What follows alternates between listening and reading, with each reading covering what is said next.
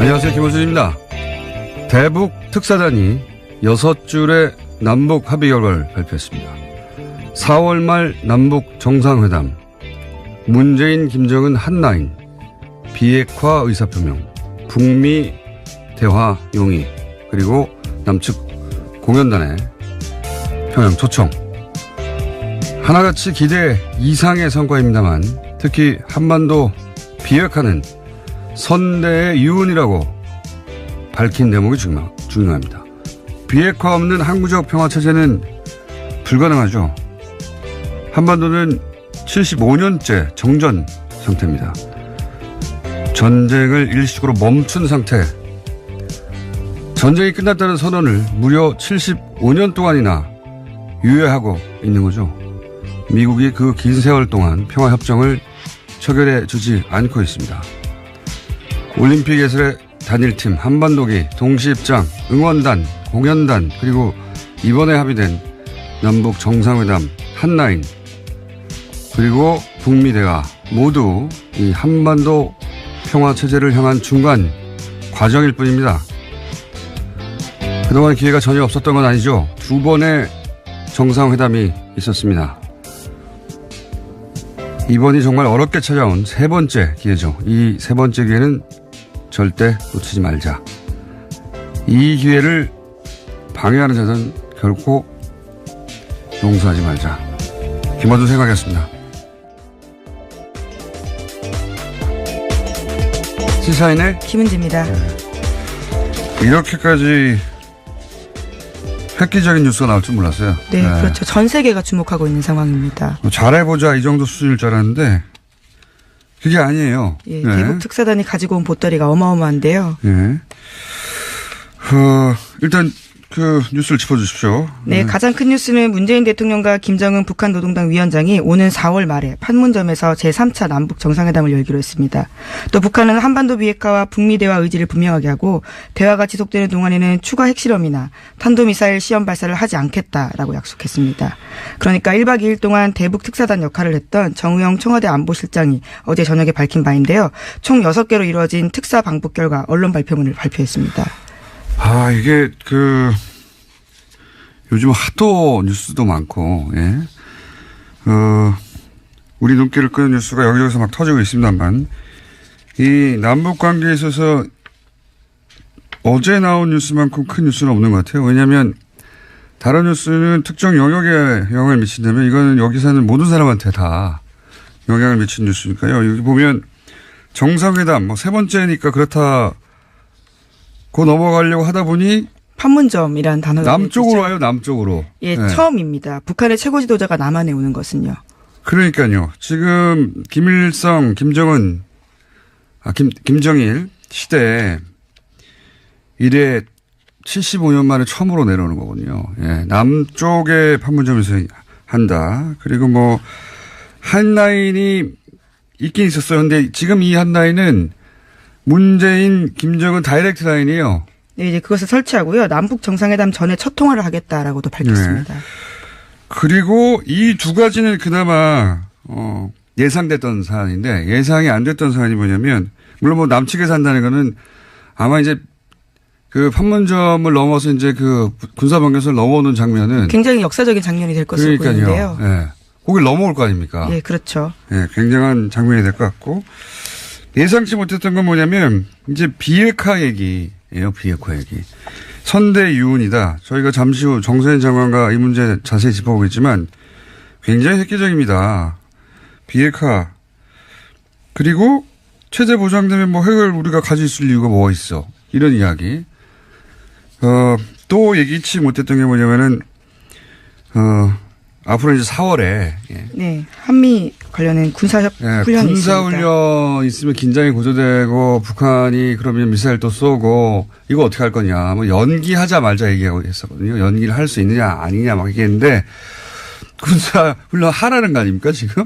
네, 정의용 실장이 어제 이와 관련된 이야기를 했는데요. 김 위원장이 한 말을 전한 겁니다. 네. 한미훈련을 예전 수준으로 진행하는 것을 이해한다면서 한반도 정세가 안정적으로 진입하면 한미훈련이 조절될 것으로 보인다. 기대한다라고 이야기했습니다. 이게 이제 한미 얼마 전까지만 하더라도 한미훈련을 재개하면 우리도 가만히 있지 않는다. 그렇죠. 핵전쟁 연습이라고 하면서 강하게 반발했었습니다. 근데 이번에 갔더니 한미훈련 해라 이거 아니에요? 이해한다는 취지의 이야기를 한 건데요. 이 거슬러 올라가면요. 그 첫 번째 남북 정상회담이었던 김대중. 네, 2000년이었습니다. 네, 김대중, 김정일. 그 첫 번째 정상회담 때 이런 얘기를 당시 김정일 위원장이 김대중 전 대통령이 했다고 해요. 둘 만났을 때. 그 주한미군 주도를 반대하지 않는다. 그 예전에는 이제 그 주한미군에 대해서 반대했는데 아직도 지금 보수 진영에서는 주한미군 철수 가지고 얘기하죠. 그 북한이 그걸 요구하고 있다고. 아니에요. 그렇게 요구하지 않은 지가 오래됐어요. 그때 뭐라고 그랬냐면, 나중에 보니까, 주한미군 주둔이 동아시아의 이제 권력 균형, 세력 균형, 안정에 기여하는 것 같다. 이게 김정일 위원장이 당시 했던 말입니다. 그래서 통일 이후에도 주한미군이 주둔하는 걸 찬성한다는 발언을 한 지가 벌써 17년, 18년 전이에요. 예. 그런데 이번에 이제 그 아들, 김정은 노동당 위원장이 이렇게 말을 한 거죠. 한미훈련 해라. 한마디로 말하면. 네, 정용 실장도 우리의 처지를 설명했다고 하는데요. 현실적으로 불가능하다라는 이야기를 했는데 이미 우리 입장에 대해서는 보고받고 알고 있고 부연 설명할 필요가 없었다라고도 했습니다. 한미 군사훈련도 큰 걸림돌이고 그보다 더 큰 걸림돌은 이제 비핵화 관련된 발언이었는데 이렇게 되면 미국이 만나지 않겠다고 할 이유가 없는 거란 말이죠. 예. 그 예상했던 큰 걸림돌들이 다 없어진 거예요. 그러다 보니까 굉장히 획기적이죠. 대단한 대반전인데 트럼프 대통령이 여기서 그래서 반응을 바로 했어요? 네, 실시간으로 트위터에 또 글을 남겼었는데요. 이와 관련해서는 수년 만에 처음으로 진지한 노력이 모든 관련 당사자들에 의해서 펼쳐지고 있다면서 이것을 전 세계가 주시하고 있다라고 하면서 북한과의 가능성 있는 진전, 대화에 있어서 가능성 있는 진전이 이루어지고 있다라고 반응했습니다. 이런 말도 했어요. 북한의 비핵화되지 않은 진전성이 있다. 이거 네. 어떡합니까, 자유한국당. 제가 보기엔 자유한국당은 이제 타겟을 트럼프로 잡아야 됩니다. 물론 트럼프 입장에서는 이게 자신한테 유리하다. 예, 중간선거에도 유리하고 그렇게 판단했겠죠. 제가 작년부터 주기차게 주장하는 게 그거 아닙니까. 트럼프가 노벨 평화상을 받도록 해주자. 받도록 해주고 우리는 평화를 가져가자. 예. 생각해보면 그 중동 문제 클린턴, 라빈, 아라파트. 그렇죠.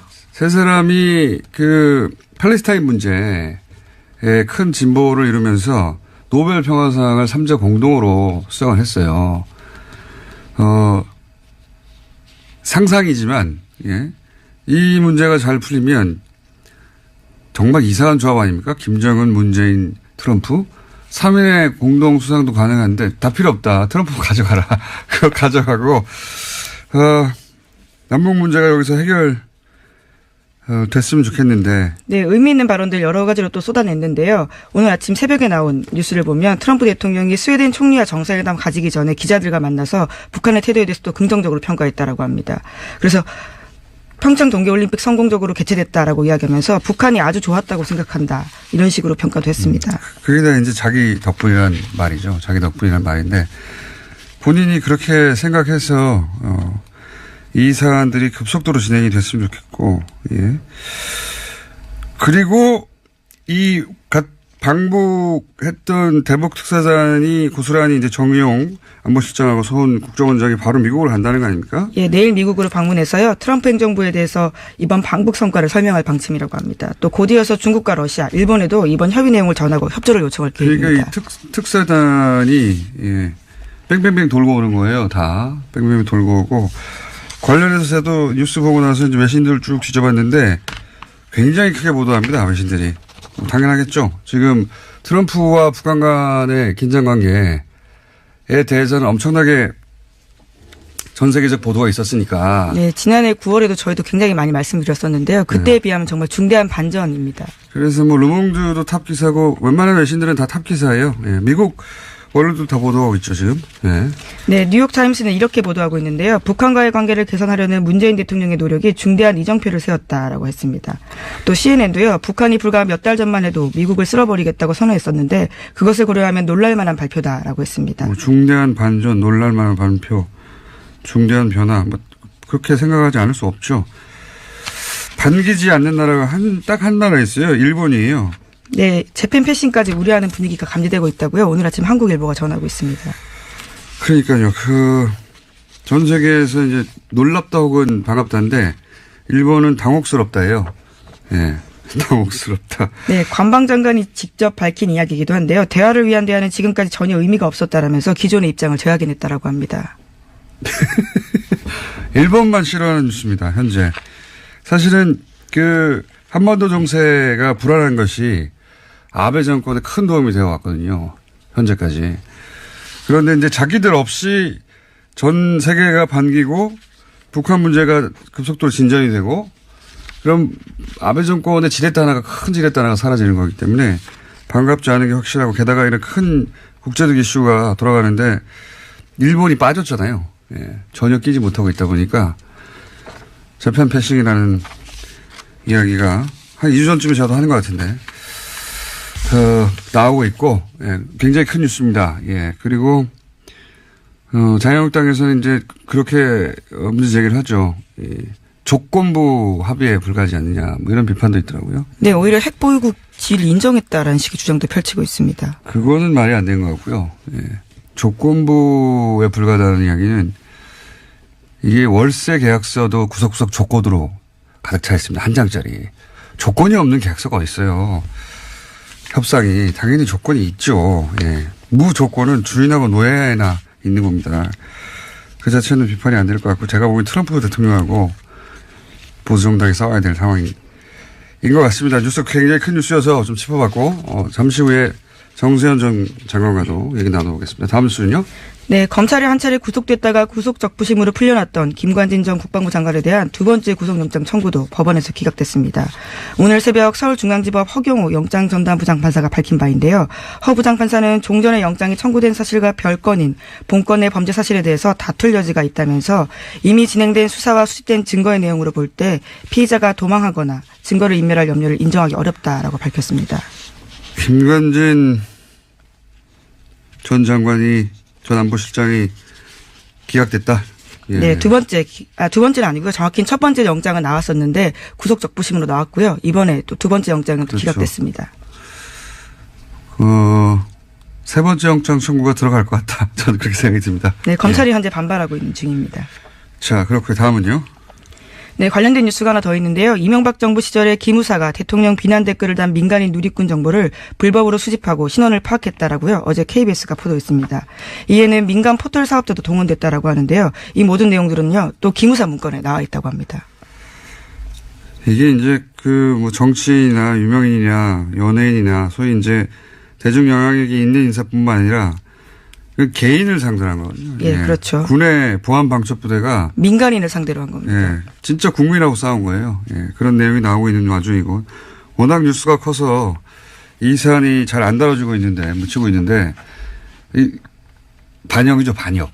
예. 네, 김관진 장관 시절이고요. 예. 또 기무사가 청와대에 이 내용을 그대로 보고했다고 기무사 문건에 쓰여 있습니다. 그런데 이제 김관진 전 장관이 이걸 축소했다라는 의혹에 대해 혐의에 대해서 영장을 기각했는데 이 사안은 잠시 후에 이정열 판사님이 오늘 할 얘기가 많네요. 예. 나올 테니까 잠깐 또 그때 언급 하기로 하고요. 오늘 새벽에 일찍 일어났더니 잠이 모자라가지고 안 그래도 바람이 새는데 말도 떠듬네요. 다음 뉴스는요? 네, 검찰이 이명박 전 대통령에게 14일 오전 9시 반에 검찰에 나와서 조사받으라고요. 정식 통보했습니다.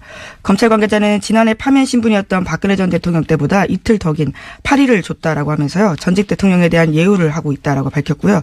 또 혐의 입증에 대해서는 자신감을 보이면서 여러 차례 소환할 필요도 없다라고도 밝혔습니다. 다음 주 수요일이군요. 예.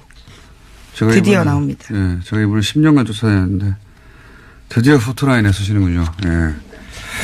혐의도 엄청 많아요. 예. 네, 어제 저녁 SBS가 꼽은 혐의만 하더라도요, 16가지입니다. 이명박 전 대통령은 크게 특수활동 비수수와 다스 관련 횡령 배임, 그리고 민간 분야에서 각종 뇌물을 받아 챙긴 의혹으로 나뉘고 있습니다. 혐의가 이렇게 많을까요? 16개가 다 뭐죠? 어쨌든 이것도 좀 잠시 후 이정열 판사하고 얘기 나눠보겠습니다. 예. 한 가지만 기억해 주세요. 다스는 누구 겁니까? 여기서 시작됐다는 건 뉴스공장에서. 예. 라고 네, 서로. 시사인도 보도를 같이 했죠. 다스는 누구 겁니까라는 질문을 여기서 시작했다는 건 누구 겁니까? 질문이 중요한 겁니다. 올해 질문사항, 마련해 주시고요.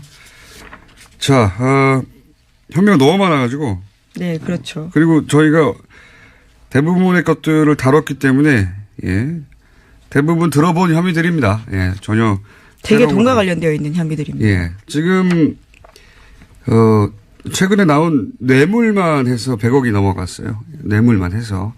확인된 거죠. 네, 예. 확인된 것만 그렇습니다. 예, 무슨 여러 가지 해외에서의 의혹들 이런 거 다 빼고 뇌물로 직접 받은 것이 확인된 것만 100억 정도입니다. 다음 뉴스는요? 네, 심지어 거기에 2억 더 있다고요. 오늘 아침 한국일보가 보도했습니다.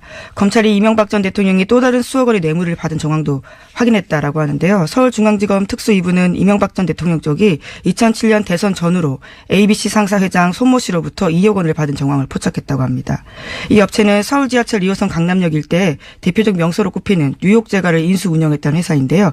손 씨는 돈을 건넨 사실을 모두 인정하고 있다고 합니다. 정말 웃긴 뉴스네요.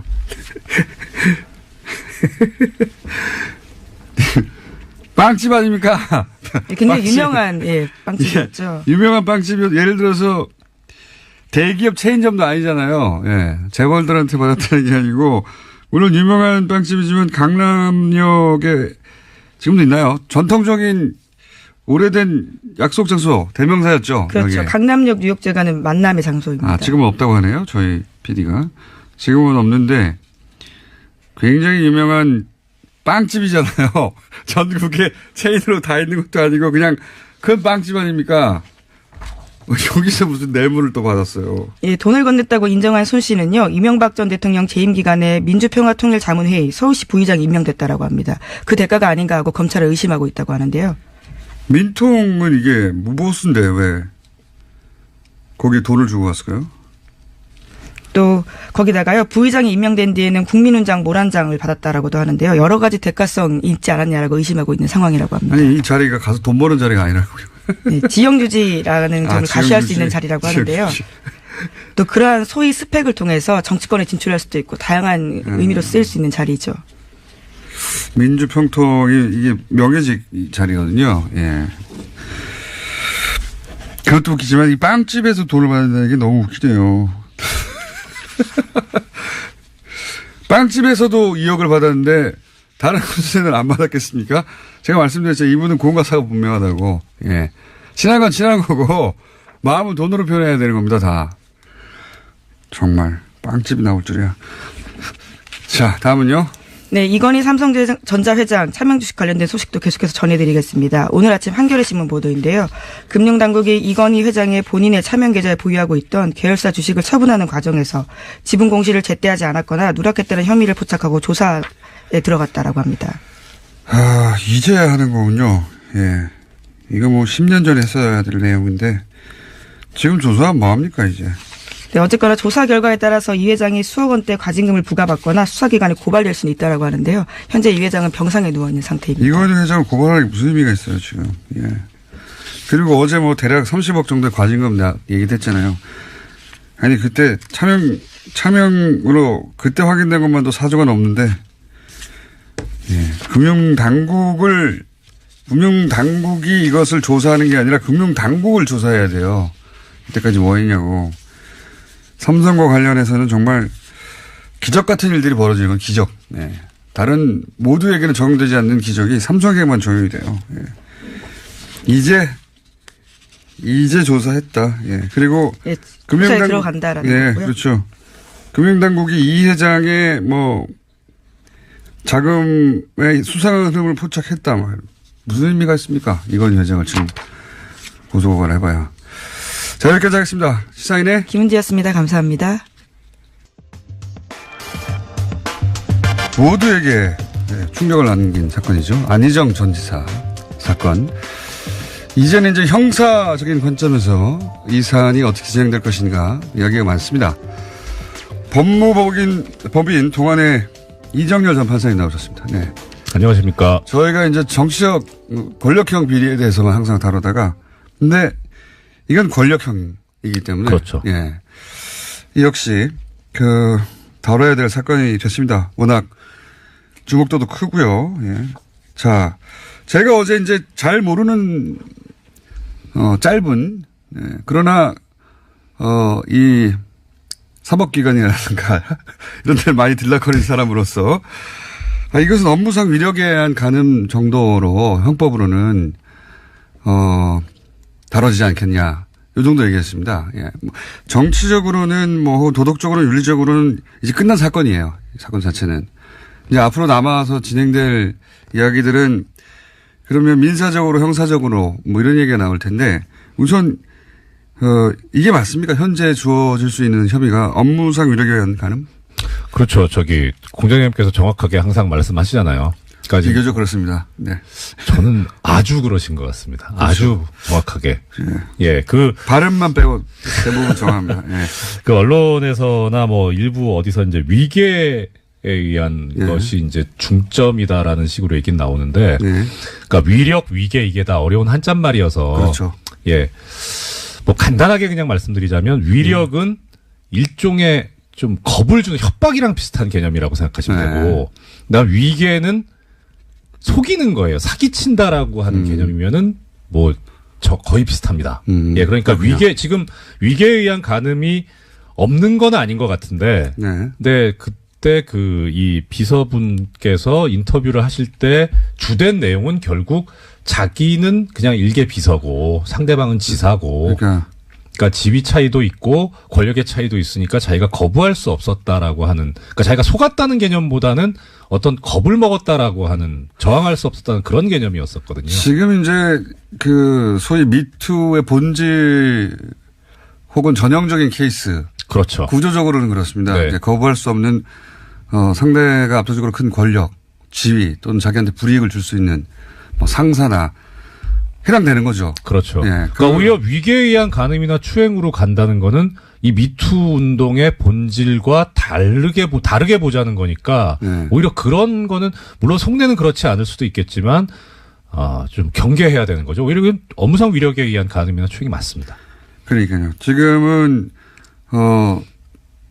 권력자, 정치인과 그 수행 비서의 관계가 있기 때문에 이 둘 사이에 발생한 일이고, 그래서 저는 이제 위력이라고 봤어요. 네. 법조인은 아니지만. 정확하시다니까요. 네.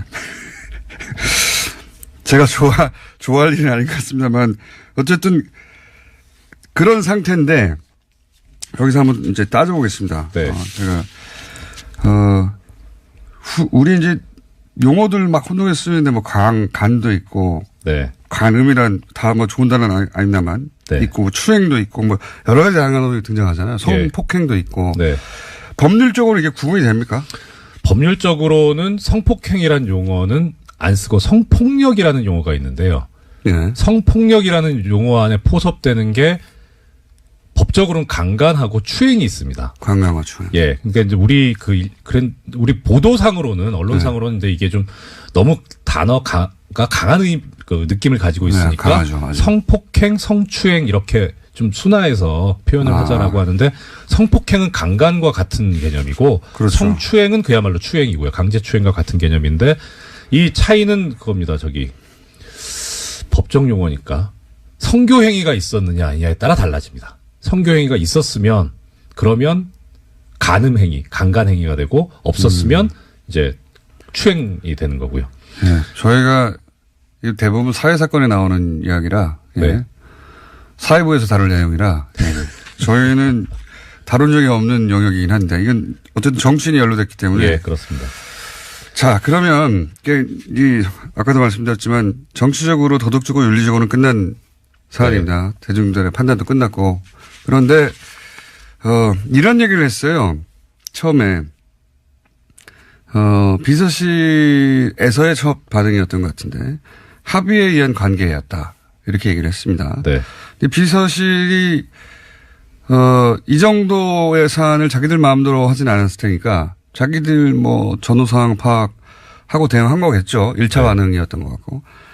근데 그 안 전 지사 본인은 사퇴, 뭐 정치 중단 이런 거 얘기하면서 그 비서실 입장에 대해서 잘못됐다고 표현했어요. 잘못됐다.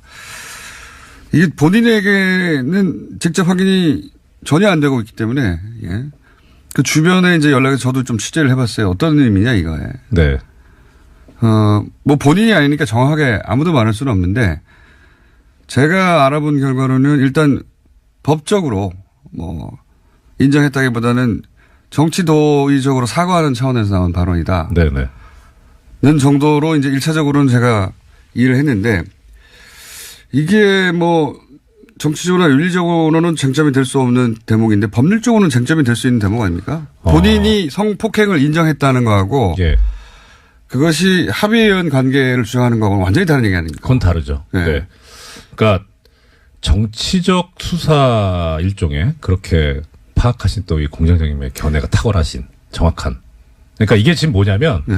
일부 얘기가 나오는 게 이게 자백 아니냐. 네. 근데 자백은 원칙적으로 수사기관이나 내지는 재판기관에 대해서 해야 되는 게 자백이에요. 법적으로는. 네. 이게 법률적으로 자백의 효과가 있습니까? 없습니다.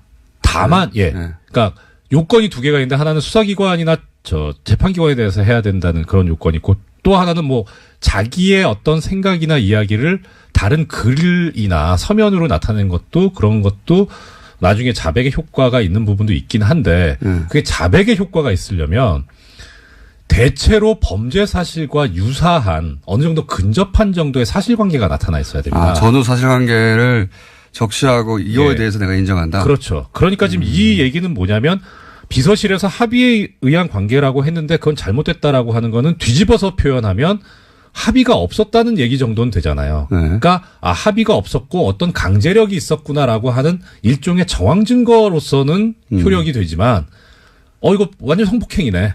뭐 완전 인정했네. 이렇게 자백으로까지 볼 수는 없는 거죠. 법률적 자백으로는 아니다. 네. 왜냐하면 지금은 정치적인 어떤 효과나 정치적 파장 정도만 논의되는데 이게 머지않아 이제 직접 고소가 이루어졌지 않습니까? 네. 예. 이게 머지않아 후터라인에 서게 돼 있어요. 당연히 원하든 원하지 않든. 그러면 그 다음 공방은 법적인 공방 아닙니까? 그렇죠. 네. 그때까지 계속해서 이런 이야기들이 따라갈 텐데 이런 현재 법률적인 부분에서 이렇게 쟁점이 될 수 있냐 저는 궁금했었고. 예. 네. 저도 뭐 보기에 뭐 공장장님 생각을 따라가는 것이긴 합니다만 네. 상당히 좀 고도의 어떤 생각이 있었다고 드는 게 그러니까 어차피 이게 합의에 의한 관계라고 해도 본인으로서는 이제 불륜인 셈이 되니까. 정치적으로는 끝난 거. 도덕적, 그러니까 윤리적, 정치적으로는 이렇게 하나 저렇게 하나 끝난 그렇죠. 건 똑같아요. 그러니까 굳이 지금 이 타이밍에서 법적인 걸 다투려고 나설 필요는 없지 않았을까. 그런 정신은 없었을 거라고 봅니다. 그런 계산과 정신이 있었던 상황은 아닌 것 같고 그냥 다 끝났다. 예, 다 그렇죠. 끝났는데 뭘 세세하게 구분하느냐. 이 정도의 상황이었던 것 같긴 한데 제가 이제 좀 취재를 해보니까 그렇긴 한데 그런데 이게 법률적으로 어떻게 되느냐. 그건 이해했고요. 법률적으로 자백으로까지 받아들이지 않는다. 네. 자, 이제 이게 개인들의 차원으로 넘어가 보죠. 개인들. 뭐 위력이나 위계. 그러니까 네. 소위 직장 내에서의 상하 관계라든가. 네. 뭐 지금 또, 국회에서 또 그 보좌관, 비서관하고 의원 간의 관계에서 나오고. 이 상하 관계는 사실 모든 조직에 다 있잖아요. 그렇죠. 예. 네. 뭘 주의해야 됩니까? 사실은 남성 일반, 그러니까 정치판에 있던 아니면 어느 판에 있던, 이게 여야를 떠나서 사실은 이게 남성 일반한테 그 경각심을 주고 나 스스로 주의하게 만드는 면이 있어요. 기본적으로 다. 뭐 공장장님께서 그렇게 표현하셨습니다만 주의한다기보다 그냥 하면 안 돼요. 그렇죠. 그러니까 그런 부분을 근데 근데 상하 관계에도 연애는 있어요. 제 말은. 그렇죠. 그러니까 제가 이제 이거와 관련된 그런 판례를 그냥 소개를 해드릴게요. 표현을 주의해야 됩니다. 표현을 주의. 제 말은 무슨 말씀인지 상하 관계에도 연애는 있거든요. 네. 그러니까 그러면 지금 평직원끼리만 연애하는 건 아니잖아요. 예. 그런 의미인데. 그러니까 아까 처음에 공장장님께서 말씀 주셨는데 강간과 업무상 위력에 의한 간음이 어떻게 다른 건가라는 이제 문제가 제기될 수 있거든요. 네. 강간은 아시다시피 폭행 또는 협박을 해가지고 한 거를 저항을 피해자로 하여금 저항을 완전히 그냥 못하게 해버리거나 아니면 현저히 곤란하게 그런 상태까지 빠지게 해야 되는 게 그렇게 돼 있어요. 현저히 곤란하다. 이거 좀 근데 어려운 표현이에요. 어려운 표현인데 이거랑 대비해 보시면 돼요. 그러니까 이 업무상 위력에 의한 간음은 업무상 위력은 이 강간에 있어서의 강제보다 훨씬 다운돼 있습니다. 그렇군요. 강도가 약해요. 그래서 어떻게 표현하고 있냐면 판례에서는 이때 이 위력이라고 하는 거는 그냥 자유의사를 억압하기에 충분한 정도면 된다. 아, 이게 그거군요. 예. 이게 소위 이제 자유의사. 예. 그러니까 완전히 자신이 자신의 의지로 결정을 하는 게 아니라 거기에 영향을 미칠 정도의 지위나 압력, 그게 뭐 무언이든. 야, 그 판례를 그대로 얘기하시네요. 그래요? 네. 요 그렇게 나와 있습니다. 유형적이든 무형적이든 묻지 않고 폭행 협박뿐만 아니라 사회적, 경제적, 정치적인 지위나 권세를 이용하는 것도 가능하다. 아하. 판례 이렇게 나와 있습니다. 이미 그렇게 나와 있군요. 예. 그러니까 지금 이제 사람들이 오해하기를 아니 내가 팔을 끌어당겼어. 네. 아니면 내가 뭐 때렸어. 네. 라고 하는 것으로 피해질 수 있는 게 아니라는 거죠. 그렇죠. 예. 그러니까 이번 그 사안에서도 그 피해자분이 그렇게 얘기하셨잖아요. 저분은 지사고 나는 비서에 불과하기 때문에 내가 어떻게 할 수 없는 상황이었다라고 하는 게 이 판례하고 맞아요. 그렇군요. 정확하게 이 판례가 맞는 거군요. 예. 전형적인 미투에 해당되는. 그렇습니다. 모르겠습니다. 재판정에서 또 다른 얘기가 나올지는 모르겠으나 지금 현재 이 사건은 정확하게 미투에 해당되는 사건. 네. 법조에 가면 이런 사건은 또 다른 얘기가 나오긴 하긴 했었습니다. 과거에 사례를 보자면. 근데 지금은 그런 얘기 할 필요가 없는 거고요. 그렇죠. 이게 그러니까 팔을 당겼다. 네. 뭐 때렸다. 네. 막 폭력을 가해서 억지로 뭐 목을 졸랐다. 뭐 이런 것까지 안 가도 된다는 내가 때렸어. 아니면 뭐. 그렇죠. 예. 폭력을 썼어. 강제로 했어. 이 말은 해당되지 않는다는 겁니다. 이게. 이 사안에. 그렇죠. 그거 굉장히 명심해야 될 사안이에요. 그러니까 그냥 뭐라고 표현해야 되죠? 이상 야릇한 내가 만약에 던졌는데 내가 그 말을 듣지 않을 경우 내가 예를 들어서 월급이 절반으로 떨어진다든가 그렇죠. 해고가 될 수 있다. 해고가 된다든가 아니면 뭐 인사고과에서 불이익을 받을 수 있다든가. 그 점을 이용한 그렇죠. 그걸 위력이라고 표현한 거죠. 예. 그리고 여기에 판례가 하나 더 추가하고 있는 건 이겁니다. 현실적으로 피해자의 자유의사가 억압될 것임을 요하는 것도 아니다. 그러니까 현실적으로 겁을 먹지 않아도 돼요. 그냥 그런 지위에만 있으면 그렇게 되는 거예요. 아, 이거 진짜 어렵네요. 아니, 두 번째, 앞에까지 이해했는데, 두 번째, 현실적으로 피해자 겁을 안 먹어도 된다는 거예요. 그냥 그 지위에만 있으면 돼요. 이거 좀 과한 거 아닙니까? 피해자가 상대가 겁을 먹지 않다는 건 상대방도 자유의지에 선택했다고 볼 수 있는 거 아닌가요? 그러니까 그거는 거꾸로 이제 조금 아까 말씀드렸던 위계에 의한 경우에는 그건 비록 속아서 착오를 일으켰지만 자유의지가 있잖아요. 아, 위계의 경우는 그렇다. 근데 이제 위력의 경우에는 그래요. 그냥 그 존재 자체가 있는 것 자체가 그렇다는 거거든요. 그러니까 이게 사실 판례가 이렇게까지 가고 있는 이유는 우리 애청자 여러분들도 그렇지만 우리나라 이 성폭행 관련 판례가 너무 엄격하다고 얘기하고 있잖아요.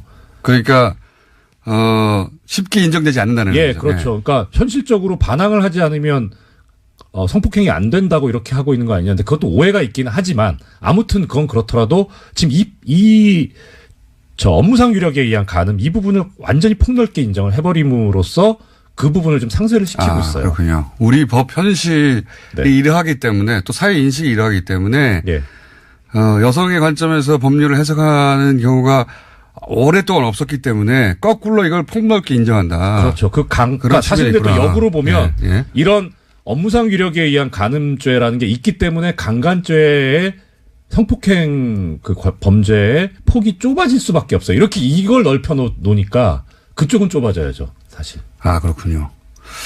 세상의 모든 걸 다 해결할 수는 없긴 한데 한 가지 법으로 여기서 근데 제가 처음 알았던 건 피해자가 현실적으로 자유의 제약을 전혀 받지 않았다 하더라도 전혀까지는 아니더라도 그러니까 그런 제압을 정확한 표현이 뭐죠? 문장 그대로 읽어드릴게요. 네. 이 경우에 있어서의 위력은 현실적으로 피해자의 자유의사가 제압될 것임을 요하는 것은 아니다. 아, 자유의사가 제압될. 그러니까 본인은 자유롭게 선택했다고 생각한다 하더라도. 네. 야, 여기서부터 어렵습니다. 자. 이해가 안 가시는 것이. 여기서 네. 이명박 전 대통령, 그러니까 이해는 했어요. 네. 무슨 말인지. 예. 요 구도 안에서는 네. 하고 제안한 거잖아요. 예, 그렇죠. 그러니까 위력이 분명한 상황 하에서는 네. 본인이 설사 자유의지가 제압됐다고 스스로 의식하지 못하더라도 네. 이미 위력이 발휘된 상황이기 때문에 그렇죠. 이런 말이잖아요. 그렇죠. 자, 이 다른 얘기도 해야 되는데 이명박 전 대통령 혐의 관련 얘기도 해야 되는데 정세현 장관이 이미 연결됐기 때문에 예. 네. 일단 여기서 끝내고 다시 한번 해야 될 것 같습니다. 네. 이명박 전 대통령 혐의는 내일은 모레 다루겠습니다. 여기까지 하겠습니다. 이정윤 전 판사였습니다. 네, 고맙습니다. 정세현 전 장관 연결되어 있습니다. 안녕하십니까? 예, 안녕하세요. 이 정도는 장관님 그 예상도 뛰어넘은 거 아닙니까? 예, 아닙니까? 다 예상하셨어요, 혹시? 잘 됐어요. 예. 예. 이게 그 굉장히 파격적인 이야기들이 오갔습니다, 보니까. 예. 예. 남북 정상회담 얘기보다도 나는, 미북 대화가 가능한 그런 조건이 갖춰졌다는 사실. 예. 그거에 주목하고 싶습니다. 왜냐하면 미북 대화가 되지 않으면은 우리 국민 정서도 그렇고 국제 분위기도 그렇고 남북 정상회담 못해요. 그러니까 그렇죠. 그렇기 때문에 문 대통령이 정상회담 제안을 받고 지난번 2월 10일 날 여건을 조성해 가면서 성사시키자 이렇게 그 답변하지 않았어요. 바로 네. 그 여건 조성을 이번에 해가지고 온 겁니다. 그러니까 그 물론 이제 방북 결과를 내일 정우영 실장과 서정훈 원장이 같이 가서 트럼프 대통령한테 설명을 한 뒤에 결론이 나오겠지만 네. 아마 이 정도 비핵화하겠다, 선대 유언이다 비핵화는, 그리고 회담이 계속되는 동안만큼은 핵실험과 미사일 발사를 하지 않겠다는 일종의 그 조건부 유예지만 모라토리움을 선언한 것은 미국으로서 미북 대화를 비켜갈 수 없는 그런 정도의 적극적인 자세고 커다란 양보라고 저는 해석을 합니다. 미국으로서도 안 할 이유가 없는 거죠. 이 정도 되면. 예. 안 할 이유가 없는 건 이 정도 되면 이제 도망 못 가요. 맞습니다. 핑계 댈 것도 없어요. 허라는 거 다 했는데 뭐 어떻게 하고 있어요. 그렇습니다. 그리고 그 이상 어떻게 해요. 좀 더 구체적으로 들어가 보자면 처음으로 남쪽으로 온다. 그렇지 않습니까? 판문점 평화의 집은 남쪽이에요. 그러면 이제 군사분계선을 처음으로 넘어야 됩니다. 그렇죠. 이것도 대단히 큰 의미가 있지 않습니까? 대단히 큰 의미가 있죠. 그러니까, 이제 53년 7월 27일 날, 정제협정이 체결된 뒤에 그 생긴 군사분계선, 예. 그걸 넘어오는 북쪽의 최고 지도자. 예. 최초죠, 최초. 처음이죠. 김정일도 못 왔었고, 김일성도 못 왔었고. 못 왔고 안 왔죠. 예. 그러나, 지금 이번에 처음이고, 근데 이제 서울까지 오면 더 좋은데, 예. 우리는 평양까지 갔으니까. 근데, 저 사람들이 김정일 위원장이 서울 답방 문제를 놓고 여기 와서,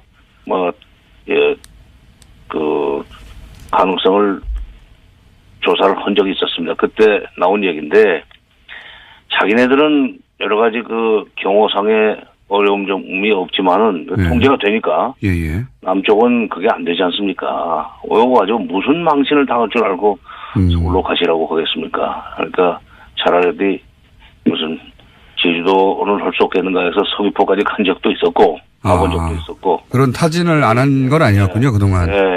2002년 말 2003년 초에는 제3국에서 블라디보스토크에서 만나면 어떠냐 약속은 지켜야 되겠고 예. 그렇기 때문에 그런 제안도 있었는데 그때 판문점을 생각했더라면 참 좋았을 텐데 그러니까 2000년 정상회담 이후에 이게 군사분계선을 넘어오는 장면은 아주 역사에 남을 장면이 될 것 같습니다. 예. 그렇죠. 그러면 더구나 거기서 회담을 한다는 것은 남북 간에 남북이 지금 이런 현실에서 살고 있다. 예. 저는 그것이 전 세계 알려지는 셈이 되고, 그 다음에 저는 어저께 그 얘기를 들으면서 옛날에 동서독이 관계 개선을 시작할 때 국경 바로 건너 정거장에서 처음에 했었죠. 에어프루트라는 역에서, 동독 쪽에 에어프루트라는 역에 가서, 에어프루트 역에 가서 프랑스 수상이, 그 동독의, 서독의 프랑스 수상이 동독의 그 공산당 서기장하고 회담을 했고, 예. 그 다음에 거기에 대한 답방 형식으로 2차 정상회담을, 동서독 정상회담을, 서독으로 넘어와서 바로 역에 카셀이라는 역에서 역사에서 회담을 한 적이 있었습니다. 저는 어저께 그 합의 결과를 보고, 이게 에어프로트 카셀 회담하고 많이 비슷하다. 그렇게 되면 우리도 다음번에는, 그 판문각 뒤에 있는 통일각에 가서 정상회담을 한번 해야 될 것 같아요.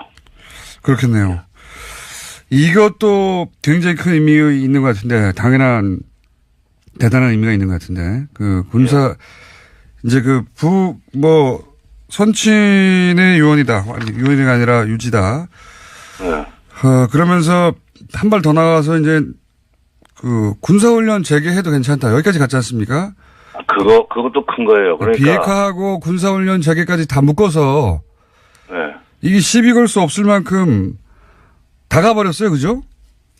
그렇죠. 그러니까 예년 수준으로 한다면, 예년 수준이라는 얘기가 아마 작년에 엄청나게 했어요.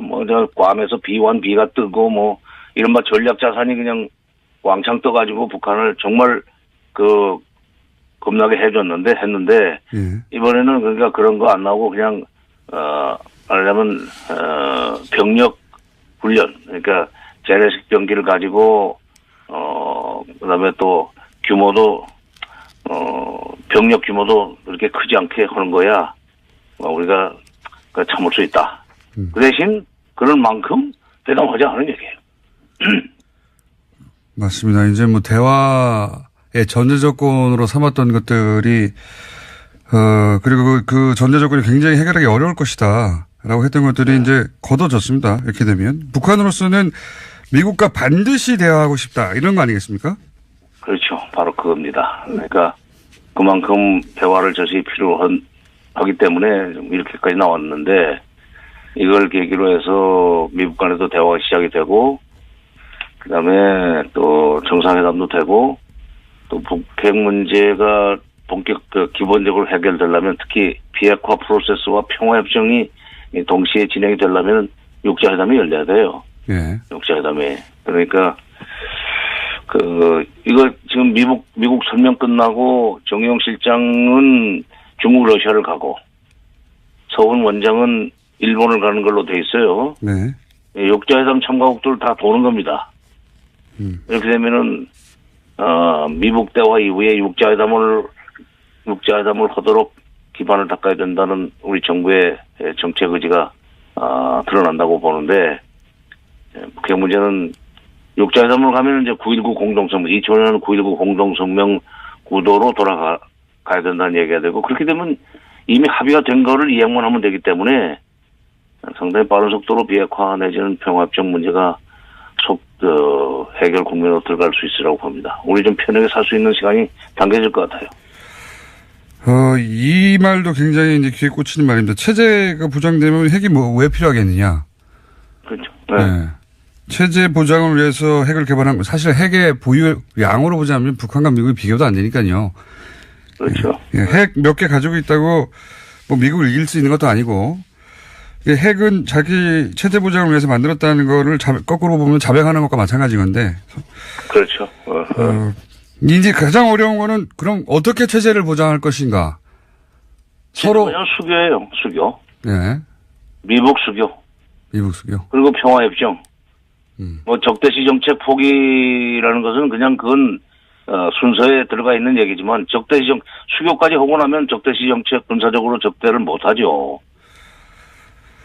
또 평화협정 체결 도가면 군사적인 적대 행위를 할 수가 없습니다. 그렇긴 한데요. 예. 먼저 핵을 포기해라, 아니다. 이런 얘기도 또 왔다 갔다 할 거 아니겠습니까, 또. 그죠? 아니, 근데 이제 그거는 9.19 공동성명 얘기를 제가 왜 하냐면, 9.19 공동성명에는 모든 약속은 말 대 말, 행동 대 행동으로 이행한다. 말 대 말, 행동 대 있었는데, 행동 대 행동으로 가면은 되죠. 그러니까 딱 보고, 핵포기 하는 거 보고 평화협정, 알겠습니다. 거기서 그 자리에서 바꾸면 되는 거 아닙니까? 정세현 장관이었습니다. 노려즘 정의당 노회찬 원내대표 나오셨습니다. 안녕하십니까? 안녕하십니까? 요즘 놀랄만한 뉴스가 매일매일 터져가지고요. 그렇습니다. 네. 안희정 지사도 놀랄만 했는데 바로 다음날 또 남북 관계 뉴스는 엄청난 뉴스입니다. 정말. 근간에 보기 힘든 아주 큰 변화의 조짐이 지금 나타나고 있죠. 이러다가 갑자기 통일되는 거 아니야 싶은 생각이 든다는 분들도 계시고요. 뭐 그렇게 해야 갑자기 되겠습니까마는. 근데 이제 불과 6개월 전만 해도 거의 매일이죠. 예. 전쟁 난다. 아니다. 트럼프가 뭐라고 했다. 이런 뉴스로 도배됐었잖아요. 이렇게까지 급진전될 줄은 정말 누구도 상상을 못했을 것 같은데. 일단 파견됐다 돌아온, 예. 지금 뺑뺑이로 돌 예정인 우리나라뿐만 북한 갔다가 미국 갔다가 러시아 갔다가 뺑뺑이 도는 것 같아요. 예. 내놓은 합의 어떻게 생각하십니까? 예, 바로 한 달 전만 하더라도 당시에 이제 김정은 친서를 가지고서 이제 김여정 특사가 방남하고 이랬을 때 예. 많은 언론에서 이제 남북 정상회담에 가까워진 게 아니냐라고 이렇게 거기까지는 생각했죠. 예. 했을 때 그때 문재인 대통령이 뭐라고 이제 얘기했냐면 아직은 우물가에서 숭늉을 찾는 길이다 이렇게 얘기했는데 지금 우물물로 숭늉을 끓이고 있다. 예. 지금 그 상황이거든요. 우물물로 숭늉을 끓이고 있다. 그래서 네. 저는 굉장한 이제 중요한 진전이 있다고 봅니다. 특히 이 내용 중에서 우리 유심히 봐야 될 게 뭔가면은 한국과 북한과의 대화는 앞으로도 계속 이어질 거예요. 예. 그러나 미국과 북한과의 대화가 더 중요하고 사실은. 그렇죠. 예. 거기 안 풀리면 다 안 풀리는 근데 거예요. 투 트랙을 다 가는데 예. 먼저 한국과 북한과의 대화가 먼저 떠나고 예. 여기서 뭔가 이렇게 서로 탐지하고 장애물 제거하고 이러면서 그걸 보고 미국이 이제 뒤에 가는 예. 일종의 팀추월. 팀추월. 그래서 사실은 미국이 중요한 거예요. 그렇죠. 미국이 뒤처지면 우리가 아무리 빨리 나가도 소용이 없는 거예요. 미국이 뒤처진 정도가 아니라 안 나오려고 아니면 나안 뛰어 뭐 이런 거 아니에요. 거꾸로 뛴다거나. 그러니까요. 뛰다가 만나든가. 근데 이제 이번에 중요한 게 뭔가면 한미 군사훈련에 대한 입장이라거나 여러 가지 남북 한라인 설치라거나 이런 것들이 미국과 북한과의 대화의 장애물을 갖다가 북한이 먼저 제거해가는. 그러니까요. 지금 사실은 이 판은 남과 북이 전 세계를 상대로 봐라. 우리 이렇게 척척척 하니까 따라오라고 말씀하셨죠. 그렇죠. 팀추월 경기에 지금 들어온 거예요. 그죠? 미국이 거부하기 힘든 상황이 된 거죠. 미국, 러시아, 중국 뒤에 쭉 일렬로 서서 따라와 이런 거거든요. 예. 그래서 사실은 트럼프의 그 판단이 굉장히 지금 중요한 시점입니다. 그러니까 트럼프가 이 상황에서는 비즈니스 마인드를 가져야 돼요. 자기 출신답게. 여기서 이상한 이념적이라거나 또는 어떤 자기 어떤 뭐 신념 이런 데 파묻히게 되면은 오히려 역사의 수레바퀴를 거꾸로 돌릴 수 있다. 아니면 역사의 수레바퀴에 몽둥이 집어넣어가지고 바퀴를 망가뜨릴 수도 있다. 트럼프가 역사는 생각하지 않을 것 같고요. 예. 이게 나한테 유리한가 아닌가만 생각할 텐데 유리하다고 생각할 것 같아요. 오히려 비즈니스 마인드를 가져야 된다는 거죠. 예. 유리하다. 이거 나 재선이나 중간선거 유리한 것 같은데 내가 이 북한 문제를 다 해결한 사람으로 부상할 수 있을 것 같은데 이런 생각을 하지 않을까. 그렇죠. 예. 이제 중간선거도 다가오고 예. 자기들에게는 미국 국민들이 보더라도 그 미사일 위협이 이제 낮아지고 예. 오히려 그걸 해결하기 위한 대화의 장이 시작된다면은 미국 국민들은 환영할 일이죠. 그러니까 저는 그래서 오히려 11월로 알고 있는데 중간선거 이전까지 이게 대단히 빠른 속도로 진행될 수도 있다는 생각도 듭니다. 중간선거 이후에는 또 트럼프 관심이 없을 거예요. 네. 북한도 그 계산까지도 하고 지금 임하고 있다고도 보여지고 실제로 미국이 이 소식이 전해지자마자 미국의 CNN이라거나 워싱턴 포스트라거나 뉴욕타임즈의 언론 논조가 다 환영 일색이거든요. 그렇죠. 예. 환영하지 않을 리가 없지 않습니까? 그렇죠. 자기들도 미국에서 북한 뉴스 엄청 많이 나왔고 그리고 미국을 직접 위협하는 그 유일한 국가, 핵을 쏠 수도 있는 유일한 국가처럼 한 해 동안 묘사했었거든요. 예. 네, 엄청나게. 그런데 그거를 트럼프 대통령이 본인 막 팔 거 아닙니까? 내가 했다고? 계속? 이거 다 내가 해결한 거라고? 최근까지 이제 지켜보겠다. 예. 그래 약간 좀 이렇게 중도적인 입장을 취했는데 이제는 만나보겠다. 이렇게 예. 가야죠. 대화해보겠다. 진정성이 있는 것 같다. 뭐 이런 발언도 나오고. 예. 그래서 저는 트럼프 대통령이 작년부터 얘기했지만 트럼프 대통령이 노벨상을 받도록 해주고 우리는 평화를 가져오자. 노벨상 추진위원단을 국내에서 꾸려야 된다고. 트럼프 노벨상 추진위원단을. 좋은 아이디어입니다. 그러니까요. 아, 노벨상 주죠, 뭐. 예, 주죠, 뭐, 그거. 그러니까요. 메달 하나 가지라고 하고. 예. 그거, 보면 트럼프가 계속 오바마에 대한 열등감, 콤플렉스 굉장히 많이 표현했거든요. 오바마 얘기만 나오면 다 잘못했다라고. 그래서 오바마 대통령이 다른 건 몰라도 이 북한 미국 관계와 관련해서는 소위 전략적 인내라 그래가지고 아무것도 안 했거든요. 예. 아무도 안 한 변명을 이제 전략적 인내다. 예. 이렇게 했는데 그걸 뛰어넘는 예. 헐리우드 액션이 아니라 트럼프 액션. 그게 나와야 된다고 봅니다. 봐라, 오바마보다 내가 낫지. 그렇지. 오바마 대통령이 이란과 핵협정을 깨버린 것도 그런 거 있는 거거든요. 예. 예. 그 사람이 한 건 다 잘못이야 하고 깨버린 게 있는데 요거는 오바마도 8년간 해결하지 못한 것을 내가 해결했다.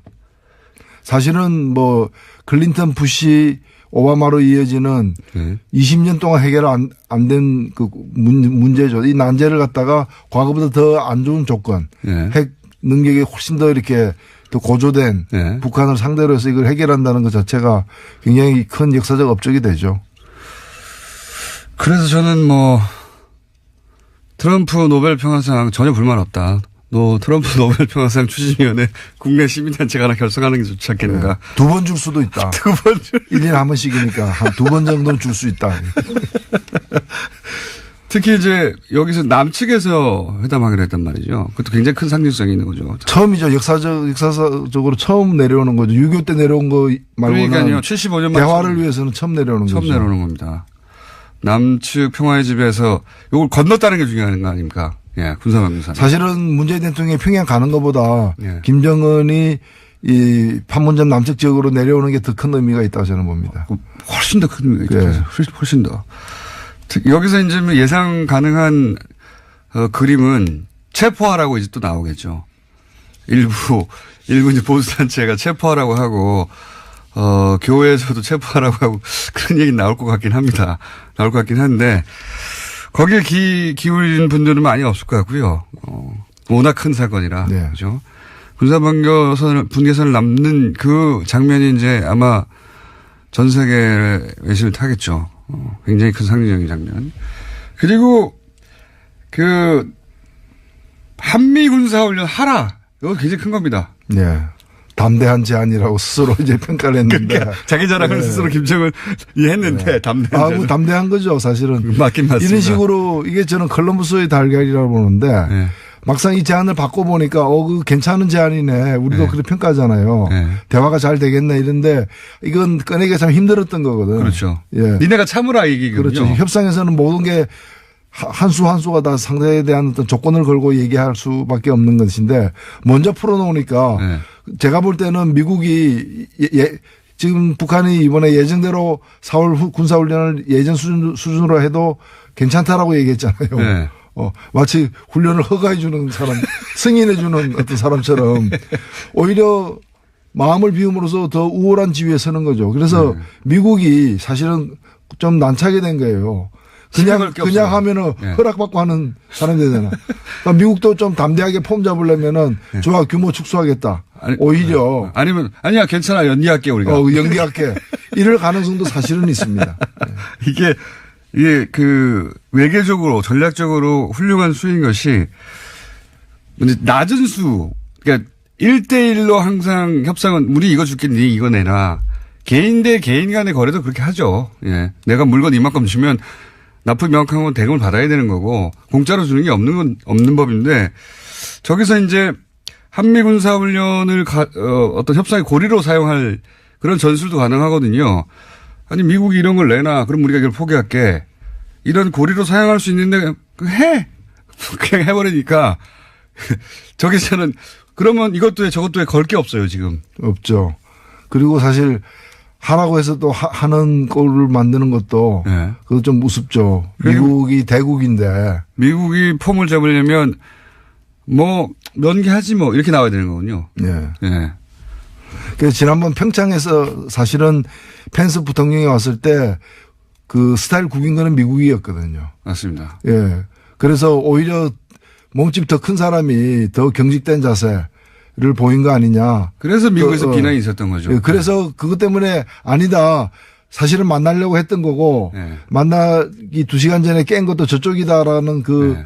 공개하면 안 되는 얘기를 공개한 것도 미국이 공개한 그거 거잖아요. 공개했다고 또 비난받았어요. 네. 예.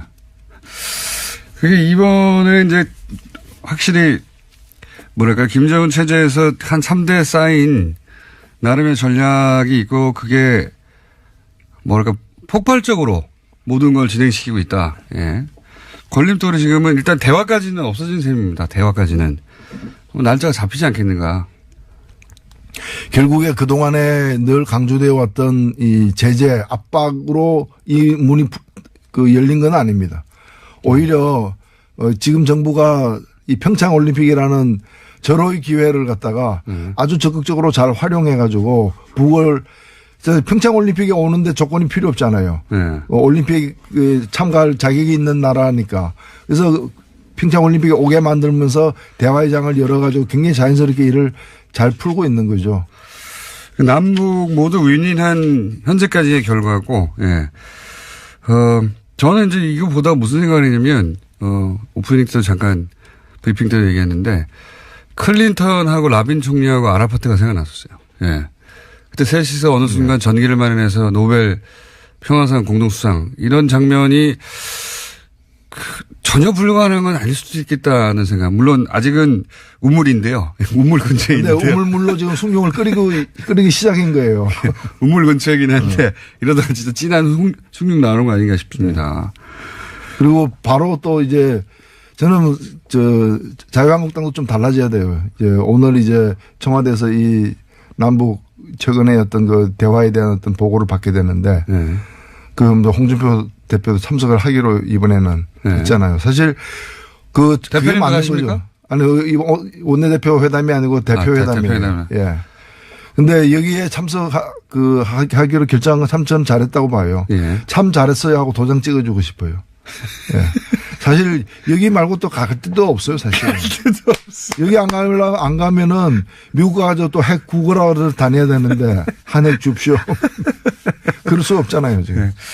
그래서 저는 이게 또 임기 초에 이게 시작되는 것도 굉장히 중요한 것 같습니다. 타이밍. 예, 타이밍. 네.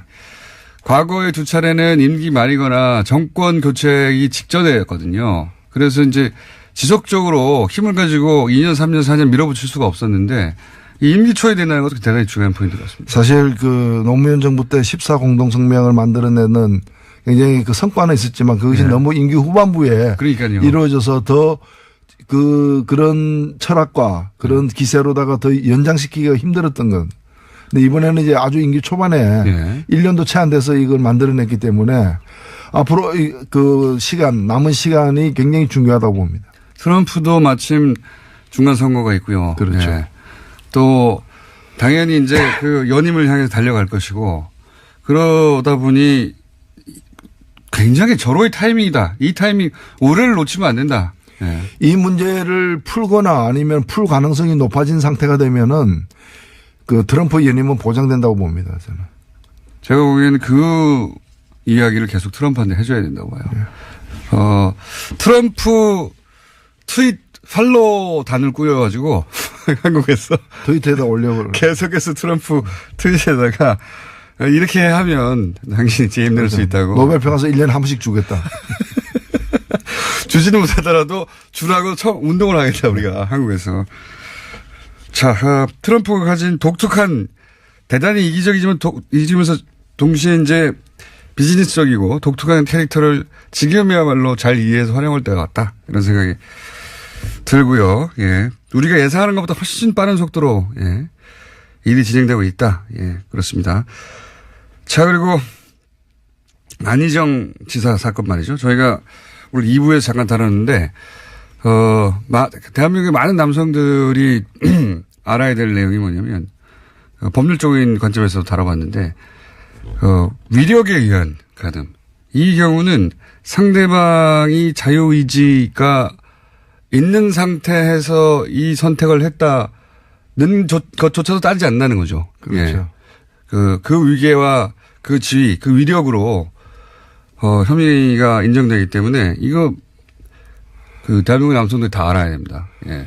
지금 이 미투 운동으로 공개되고 있는 이 사건들을 보면요. 특징이 있어요. 뭔가면은 뭐 길 가다가 처음 보는 사람, 낯선 사람에게 뭘 당했다거나 이게 아니에요. 그렇죠. 다 잘 아는 사람이고 그게 뭐 거의 다 직장이거나 같은 직업이에요. 예. 그러니까 그 내에서 권력 서열이 있는 거고 그 권력에 의해서 예. 그 권력이라는 위력에 의해서 강제된 거기 때문에 예. 저항하기도 힘들었고 물리적 강제 같은 건 필요 없다는 거죠. 예, 그렇죠. 예. 그래서 저항도 쉽지 않았고 또 공개하는 것도 만만치 않은 상황이었는데 이것이 미투 운동으로 좀 벌어지고 있는 거죠. 게다가 이건 저도 잘 몰랐는데 거기까지 저도 알았는데 상대방이 그러니까 피해자가 설사 자신은 자유의지로 선택했다고 그 상황을 생각한다 하더라도 이미 그 위계 구조 속에 있기 때문에 네. 그것이 본인의 완벽한 자유의지가 아니라고 법원 판단하는 거죠. 그렇습니다. 예. 그 대목을 유념해야 된다. 형량도 더 남성들은. 높아요. 자, 이게 이제 제가 이제 변곡점이 되는 사건이라고 한 것이 그동안 이제 문화예술계에만 있다가 이게 본격적으로 정치 권력을 향한 미투가 그것도 차기 원투 정도 순위에 있던 상대를 향한 미투가 있기 때문에 이 뉴스가 여의도에는 어떤 여파를 미치고 있습니까? 네, 어저께도 제가 뭐 다른 당 의원들도 좀 만나고 이랬는데 벌써 뭐 여러 이름들이 물론 아직 확인된 건 아니지만은 네, 여의도 안에서 네, 여러 이름들이 거론되고 있어요. 여야를 망라해 여야를 망라하고 또 전현직을 다 망라해서 예. 그 중에 뭐 밝혀질 것도 있고 밝혀지지 않을 것도 있긴 하겠지만 여의도도 엄청나게 긴장했죠. 예. 저는 이 미투 운동이 굉장히 고통스러운 예. 이 장면이지만은 이것이 숨겨지는 것보다는 이 드러나서 문제가 해결된다는 점에서 저는 굉장히 소중한 기회라고도 생각됩니다. 한국 사회가 변하기 맞습니다. 위해서도 예. 미투 운동은 끝이 아니라 이제 시작이 아닐까 그렇게도 봅니다. 제가 이제 계속 주장한 바는 이걸 정치적으로 이용하려면 안 된다. 이 지적을 계속 하는 건데, 정치적으로 이용하려고 하는 시도는 차단하는데, 이게 여야를 넘어서 어떤 임계점을 넘어가야 되거든요. 모든 운동이 그렇지 않습니까? 그러죠. 임계점을 넘어가서 그것이 이제 사회문화적인 시스템이 되고, 예. 그게 모든 사람이 인지하는 조건이 되어야 되는데, 그 지점을 향해서 계속 가야 되는 거죠, 이건. 그래서 저는 안희정 이 전 지사 건도 한편으로는 천인공노할 사건이고 저도 같이 분노하게 되지만 다른 한편으로는 같은 정치인으로서 낯뜨거운 거예요. 이거는 부끄러운 일이에요.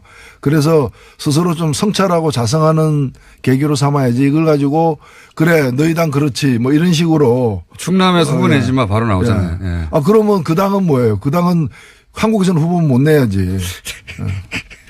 한국에서 후보를 대통령 선거 때 후보를 왜 그래서 내냐 말을 듣게 그런 식으로 되죠. 정치 공방의 소재로 삼기보다는 스스로 오히려 우리는 그런 게 없나 이렇게 살펴보고 자성하는 계기가 돼야 된다고 봅니다. 그러니까요. 이걸 정치적으로 끌어다 쓰는 순간을 경계하고 그렇게 쓸 거가 뻔하게 보였기 때문에 그거를 경계하고 그거를 막고 해야 하지만 그 위에 이것이 사람들을 불편해하고 고통스럽게 하는 면이 있는데 이거는 임계점을 지날 때까지 계속 가야 한다.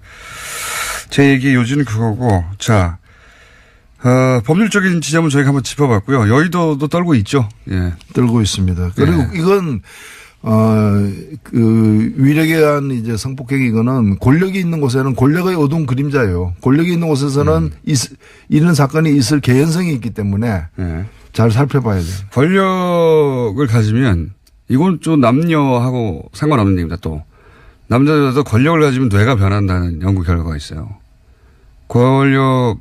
저 사람 변했네 이런 얘기 하잖아요. 근데 눈빛이 달라졌네. 실제 뇌가 변한다. 권력을 가지게 되면 충분히 일리 있는 얘기입니다. 예, 이 권력에 의한 이제 폭력을 미투가 고발하고 있는 겁니다. 그 권력이 없었을 때 생각하지 못했던 네. 그런 여러 가지 어떤 생각들을 하게 되고 그게 행동으로까지 이어질 그 가능성이 권력을 있습니다. 확인하는 데서 쾌감을 느끼는 거죠. 기본적으로 뇌가. 그럼 뇌가 변한다고 해요. 자, 여의도도 떨고 있다 얘기까지 했고, 그리고 이명박 전 대통령이 드디어 이분이 소환되네요. 예. 그렇습니다. 영원히 빠져나갈 줄 알았어요. 많은 사람들이. 대통령이 되면서 빠져나갔고, 그리고 퇴임한 이후에도 빠져나갔고, 다음 정권에서 빠져나갔고, 새로운 정부 출범하고 나서도 또 빠져나가겠지 했는데 이번엔 뭐 빠져나갈 수 없는 상황이 네. 되어버렸습니다. 많은 사람이 우리도 예상했지만은 서초동, 예. 서초동에는 반드시 간다. 예. 남태령 넘는 날인 멀지 않았다. 남태령 남들 보지 않았다. 예. 제가 오늘 접한 뉴스 중에 가장 코믹했던 건 뉴욕 제가입니다. 기사 보셨습니까? 아니요. 못 보셨구나. 네. 뉴욕 제가라고 왜 강남역에 있었던 유명한 빵집이죠. 예, 지금 오래된 고려당 뉴욕제가 네. 양대 산맥이었죠. 그래서 오래전부터 거기서 만나 유명했지 않습니까? 뭐 예. 요즘은 없다고 하는데. 뉴욕제가 앞에서도 보고 예. 안에서도 보고. 유명하긴 하지만, 예, 서울 경기 지역에 사는 분들은 대단히 유명한 명소이긴 하지만, 여기가 재벌은 아니에요. 예. 그냥 체인점도 없어요. 빵집 하나입니다. 좀 큰 빵집. 근데 여기서 2억을 뇌물을 받았답니다. 민주평통 부위원장인가 되기 위해서. 뇌물 줬다네요. 저는 처음에 아니 누가 받았다는 겁니까? 이명박 대통령 측에서 받았다는 겁니다. 저는 처음에 나는 빵집 하나인 줄 알았는데 잘못 알았나? 이래서 무슨 베이커리 뭐 이런 거 있지 않습니까? 예? 고등학생들이 미팅할 때 만나는 장소 아니에요? 맞습니다. 뉴욕제가가. 대학생까지. 예. 술집에 못 가니까. 그냥 큰 빵집이에요. 네. 이게 파리 크라상 예를 들어서 대규모의 체인점도 체인점이나 아니고. 아니면 뭐 대기업의 그게 아니고 그냥 단독 빵집이거든요. 이 느낌을 아실지 모르겠는데 가게예요, 가게. 큰 가게. 오히려 그런 데서 아는 사람을 마주칠 가능성이 적다고 보는 모양이죠. 모르겠습니다. 거기에 대표가 어떤 직을 원했고 그 직을 원해서 2억을 건넸다고 하는 게 확인됐다고 합니다. 빵집에서 돈 받는 건 너무하는 거 아닙니까? 그러니까 굉장히 적극적인 이 이명박 대통령이 이제 취임하자마자 그 이명박 정부는 비즈니스 프렌들리다 친기업 정책을 쓰겠다고 했는데 그 비즈니스가 기업의 비즈니스가 아니라 자기 비즈니스예요. 프레지던트 비즈니스. 그러니까 엄청나게 열심히 이제 그러면서 프렌드들을 만들어 나가는 그런 과정이. 나의 비즈니스를 위해서 프렌드를 만들어. 그렇죠. 예. 굉장히 저는 주목한 뉴스입니다. 뉴욕제가 여기서 튀어나올 줄은 정말. 예. 그러니까 대통령의 비즈니스가 굉장히 폭이 넓고 그리고 부지런하게 공휴일도 없이 차별이 없는 거죠. 예. 가게 좋아. 대기업 좋아. 차별이 없는 거예요. 이 작은 가게에서 겨우 2억 들고 왔다고 해서 내치지 않는 겁니다. 그렇지. 돈만 갖고 온다면은 장소는 뭐 상관없다. 실사구시. 이거 뉴욕제가 빵집. 뉴욕제가를 무시하는 게 아니라 이게 권력형 비리 혹은 대통령의 비리에 등장할 이름은 아니지 않습니까? 재밌었습니다. 네. 이명박 정부가 아니죠. 이건 이명박 전 대통령 관련 비리의 특징을 알 수 있어요. 액수를 따지지 않습니다. 작으면 작은 대로 알뜰하게 많으면 많은 대로 알뜰하게 더 나올 거라고 봅니다. 공동교섭단체는 어떻게 갑니까? 공식 제안을 했던데 이제? 제안을 받았고요. 예. 저희들이 물론 이제 그 구체적인 내용은 없이 그냥 그걸 만들자라는 제안인데 일단 저희들도 내부 절차나 또 논의해야 될 어떤 과정이 있기 때문에 논의가 시작됐고요. 어저께는 의원총회에서 얘기를 시작했고 오늘은 또 각 광역시도당 시도 대표자들 오늘 회의가 예정되어 있기 때문에 거기서 또 얘기를 할 것입니다. 지금 현재 내부 견해 지형은 어떻습니까? 찬반이 다 있죠, 사실. 당연히 있겠죠. 이제 시작했기 때문에 찬반의 비율을 얘기하기는 좀 이른데. 우려하는 바는 뭔가요? 우려하는 바는 이제 정체성의 문제? 아니요, 선거를 앞두고 아무리 이제 당은 따로 존재한다 하더라도 같이 뭔가를 하는 게 아닌가. 예를 들면 법안 하나를 처리하더라도 공동의 입장으로 처리하는 거 아니냐 뭐 이런 식으로 오해가 매번 그럴 수는 없으니까 당연히요. 예. 그런 이제 정체성이 혼란하게 되는 상황이 되지 않을까라는 그런 우려들도 있고요. 저는 오히려 그다음에 지방선거에서 예.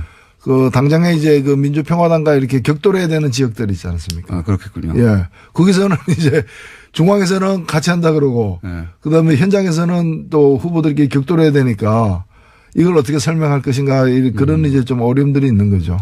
근데 저는 정체성의 문제는 오히려 저는 도움이 된다고 저도 이제 상상을 해봤는데 도움이 된다고 보는 것이 어떤 사안을 같이 했어요. 예를 들면 남북 문제에서 의견 합의되는 데 같이 했는데 그것도 눈에 띄겠지만 이 사안은 우리는 각자 간다. 이것도 눈에 띄는 거거든요. 아, 이 입장은 다른 거구나. 그러니까 자꾸 이제. 예. 충분히 뭐 네. 그게 실제로 현실이 그렇게 될 수 있습니다. 네. 될 수 있는데 또 다른 한편에 뭐 제기되는 우려는 이제 많아야 20명, 21명인데 지방선거 후에 네. 정의당에 큰 변화가 없겠지만은 네. 그 상대당에서 마치 무슨 좀 변화가 있어서 아, 뭐 탈당해서 또. 예, 다른 당으로 다른 당으로 간다거나 간다든가. 또는 뭐 그렇게 돼서 한 명이라도 빠지게 되면은 이게 무너지는 거거든요. 네. 그러면 이제 굉장히 이제 국민들에게 불안정한 모습을 또 보여주게 되니까 그런 거 지금 기다려서 판단해야 되지 않나 뭐 이런 생각까지도 그 우려도 나오고. 이해하는데 거꾸로 교섭단체를 만들어 놓으면 그런 일이 일어날 확률이 더 낮아지는 게 아닌가. 그런 면도 있습니다. 예. 뭐 빼가기 양면이 있죠. 힘들게 돼 빼간다는 얘기는 무너뜨린다는 얘기이기 그렇죠. 때문에 비난이 커지는 것이고 그러면 예. 저는 그래서 이 분명히 이제 우려도 있는데 동전의 양면이잖아요 언제나. 예. 뭐 하여튼 궁금하게 지켜보고 있다 많은 분들이. 예.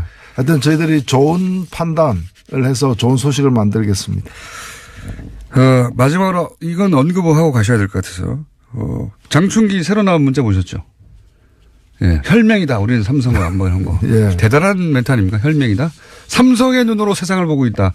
언론사에서 대단한 거 아닙니까? 정말? 그 삼성이 그 광고를 가지고 이렇게 기사를 넣어라 빼라 이렇게 요구하는 일이 많았는데 네. 그게 이제 거듭되다 보니까 이제 언론에서도 예. 그게 맞춰주는 예. 혹시 이런 거 필요하지 않으세요?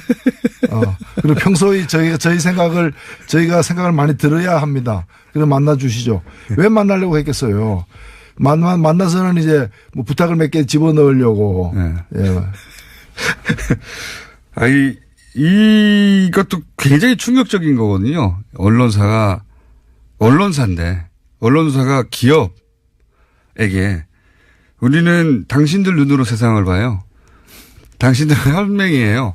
굉장히 충격적인 뉴스인데 워낙 많은 뉴스가 있어서 묻힌 것도 있지만 이 뉴스는 묻히면 안 되는 뉴스. 그렇죠. 그러니까 삼성공화국이고 삼성이 집권했다고 생각을 하는 거죠. 그러니까 권력은 5년이지만 삼성은 이때까지 무기한이죠. 몇 년째입니까? 예. 그러니까 이제 삼성에 붙는 게 낫다고 생각하는 건데 이 이야기를 지속적으로 저희는 해나가겠습니다. 매주 한 번씩 1분만이라도 요 시간에 항상 삼성 이야기를 하는 것으로 어떻습니까? 예. 아니요, 뭐 삼성은 그렇게 해야 됩니다. 예. 대한민국이 민주공화국으로 되려면 삼성을 극복해야 된다. 그래서 저희가 노회찬 대표님과의 시간에는 아무 뉴스 안 나와도 1분씩 삼성 이야기를 하는 것으로 하겠습니다. 오늘 여기까지 하겠습니다. 감사합니다. 네, 감사합니다. 노회찬 대표였습니다.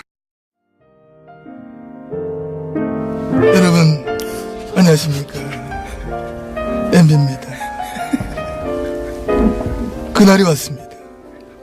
우리 국민 모두가 막 눈이 빠지게 기다려온 막 그날, 막 제가 보트라인에 쓰게 되는 그날이 왔습니다.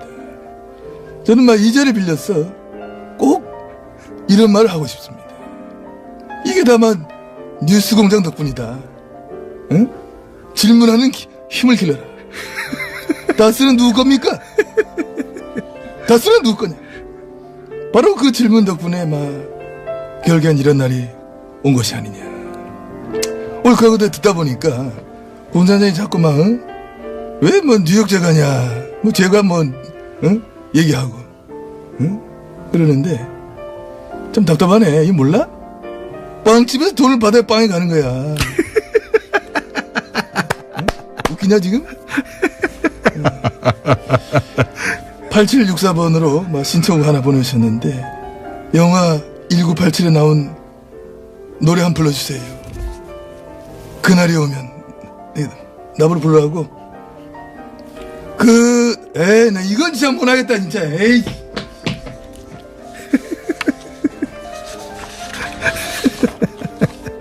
나가셨습니다. 저 오신 김에 예, 불친절한 에이스까지 하고 나가주세요. 이 내야 되는 거야? 가스가 이거 도저히 내 하기 힘든 거. 야 이거 어떻게 해야 되냐 이거. 읽어드리겠습니다. 요 하나 해드릴게. 난 요거만 하나 해드릴게. 나 이게 내 말이 느리니까 야 오래 걸려. 사진 하나 소개해드릴게. 야 이건 들어가서 검색하셔야 돼. 박근영 씨 보냈습니다. 이분 이름이 의심스럽네 이거. 썰정 아니야? 권 원장님 어제 점심때쯤입니다. 인천에서 송산 마도 가는 길인데 길이 꽉 막히다 못해 거의 뭐 정지했어. 열이 무지하게 오른 상태. 그런데 내 앞에 트럭을 보고 빵 터졌습니다. 야 이 사진 어떻게 설명해야 돼 이거. MB와 골드가 너무 잘 어울립니다. 그러면서 짐을 어쩜 저리 MB라는 단어 딱 보이게 쌍차를 했는가. 그 트럭 뒤에 큰 카우트럭 있잖아. 뒤에 엄청나게 큰 보따리 2개 실렸는데 MB 딱 박혀있어. 그냥 그 위에 삼각형으로 딱 쌌는데 MB 골드. 쌍차를 하신 분도 뉴스공장 애청자인 답니다. 이런 글을 주셨습니다. 에이. 나 뭐 나간다. 네, 지금까지 배칠수 씨였습니다. 그 외에 이런 문자가 왔네요. 플랜다스의 개, 트럼프의 개 하나 만들어가지고 플랜 노벨상의 개 만들어서 또, 국내 모든 대학의 명예 박사와 훈장을 다 트럼프에게 몰아줘서 참 북미 대화를 성사시키자. 이런 얘기도 있었고요. 아일랜드에요. BBC, 스카이, 프랑스, 독일 모든 국가에서 아일랜드에서 잡히는 모든 국제 뉴스에서 남북 소식이 첫 번째 뉴스입니다. 그러니까요. 세계적인 뉴스예요. 예. 대단히 큰일이 벌어진 겁니다. 노회찬 대표의 은유법은 태양계 최고다. 예. 운물가에서 숭늉 찾는다고 했는데 운물가에서 숭늉을 끓이는 중이다. 이 비유는 어떻게 나오는 건지 정말 저도 항상 감탄합니다. 여기까지입니다. 원정호 씨 나오셨습니다. 안녕하세요. 네. 지난주에 이제 음이온 하면서 네. 음이온이 이게 이제 네. 유사과학도 아니죠. 사기과학이죠, 사실은. 거의 그렇다고 봐야 되고요. 예. 어제 작가분하고 얘기를 했는데 이쪽에도 항의 전화가 한 통이 없었고 제 쪽에도 한 통이 없었다는 걸로 봐서 다들 이미 인식하고 알고 있다 문제를. 혹은 이 업계에 계신 분이 방송을 못 들었을 수도 있어요. 뉴스공장을요. 예. 음이온 관련 업계에 계신 분이. 예. 근데 이게 많죠, 이런 게. 굉장히 많습니다. 네. 지금 뭐 예를 들려면 한두 개가 아니고 그래서 오늘은 틀린 과학 찾기 2탄으로 지난주에 끝낼 때 이제 바이오리듬 얘기를 살짝 드렸고. 바이오리듬. 예, 그걸 이제 좀 조사를 했더니 요즘은 이 바이오리듬 신경 쓰는 분이 없더라고요, 거의. 제가 중고등학교 다닐 때부터 바이오리듬 얘기했어요. 그렇습니다. 굉장히 오래됐어요. 근데 도대체 언제 어떻게 시작된 거예요, 이 바이오리듬? 이 90년대 사실 제일 유행을 했고요. 네. 그때는 바이오리듬, 이 전자시계의 바이오리듬 그래프가 나오던 때가 있었어요. 맞아요. 예. 뭐 몇 가지 입력하면 바이오리듬 나오고. 그렇죠. 이게 마치 당연한 사실인 것처럼. 예. 과학처럼 보이잖아요. 그래프가 막 그려지니까. 그렇습니다. 이게 유래는 뭐냐면 1906년에 아주 100년도 더 된 얘기죠. 100년 전에. 예. 독일의 비렐름 프리츠라는 의사가 자기가 치료하는 환자의 병력 기록 카드를 조사하다가 어떤 증세들이 규칙적으로 나오는 것 같다. 라고 하고 그걸 가지고 의학적 근거도 통계적 객관성도 없이 창조해낸 것이 바이오리듬이고요. 환자 보다가 그냥. 예, 자기 환자 보다가. 자기 환자 보다가. 예, 그러니까 뭐 정말 넓은 어떤 통계를 만든 것도 아니고. 그래서 간단하게만 말씀을 드리면 이제 태어난 날을 기준으로 네. 지금 들어보면 좀 어이가 없어요. 네. 태어난 날을 기준으로 신체, 감정, 지성 세 가지가 네. 2, 30일 단위로 최고점과 최저점을 찍으며 반복되는 거죠. 지금 생각해보면 이게 있을 리가 없잖아요, 이런 게. 근데 옛날에는 이게 뭐 당연히 그냥 과학인 것처럼 인식되던 때가 있었습니다. 100년 전에 어떤 의사가 자기 환자 보다가 무슨 충분한 모집단을 확보한 것도 아니고 그렇죠. 자기 환자 보다가 이런 거 그 환자의 특징일 뿐인데 그 환자 몇 명의 특징이죠. 특징일 뿐인데 그런 기준이 있다고 만들어낸 게 이제 신체, 감정, 뭐라고 지성. 지성.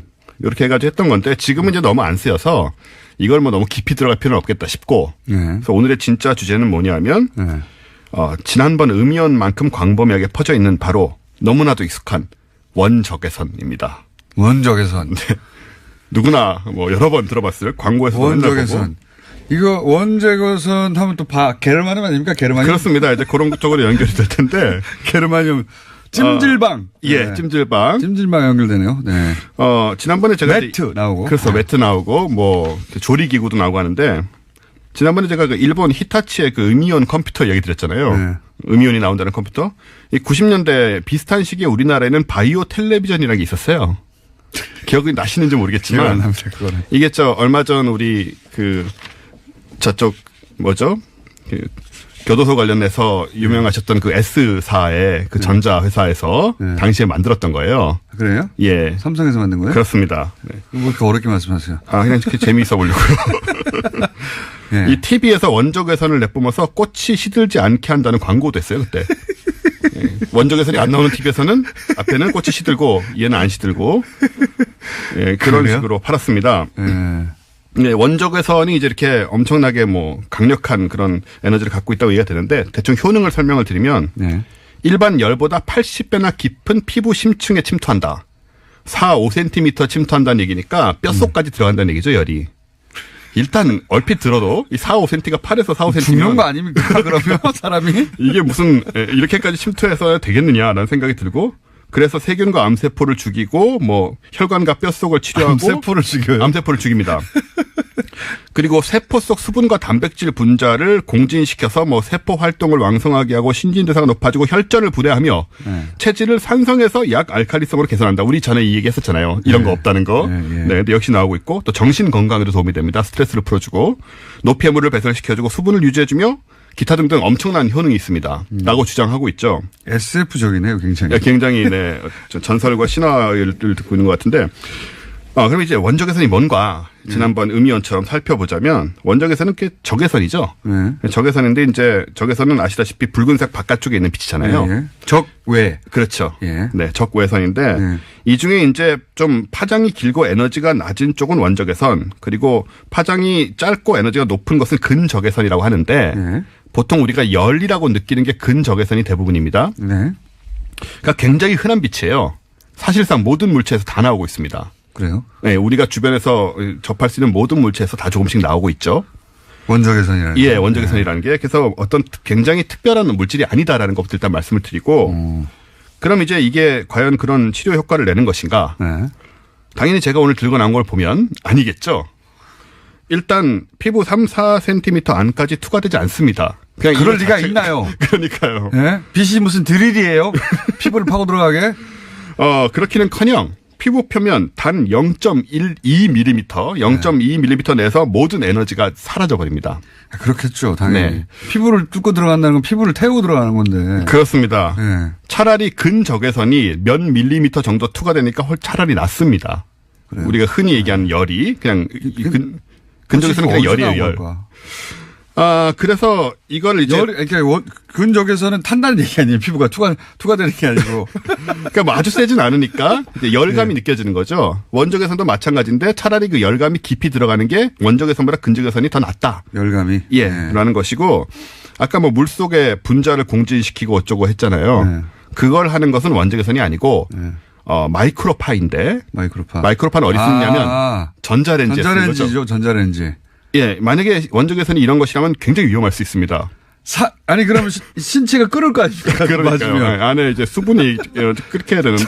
전자레인지에 손을 집어넣고 돌린다는 얘기 아니에요? 예, 그러니까요. 이거를 이제 건강에 좋겠다고 뭐 쓰고 하면 굉장히 위험한 것이고. 그래서 원적외선의 효과라는 거 간단하게 얘기하면 기껏해야 몸을 조금 따뜻하게 만드는 정도. 뭐 약간 여는 기분 좋게 따뜻한 정도, 살짝 따뜻한 정도. 그렇죠. 그 정도 미미한 수준인데 이게 문제는 엄청나게 과장되고 있다는 거죠. 아까 말씀하신 도대체 것처럼. 어디서 출발해서 원적외선이 그렇게 좋다고? 이 원적외선하고 게르마늄, 저마늄이라고 좀 하는데 이게 다 얽혀 있는데 원래 일본에서 시작했죠, 이것도. 이런 건 다 일본에서 시작합니다. 그렇군요. 네. 이 게르마늄 같은 경우에는 일본의 아사히 카즈이코라는 사람이 네.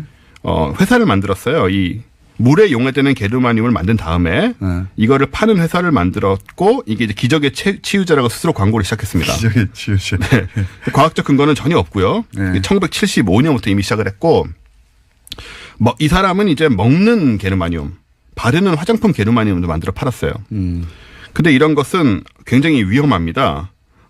의약품 독성학 저널에 네. 먹었다가 뭐 죽은 사람이 수십 명이 소개되는 등 게르마늄. 먹은 경우 네. 팔찌 같은 경우. 게 그렇진 않죠. 네. 바른 경우는요? 바른 경우도 이제 피부에 좋지 않습니다. 기본적으로.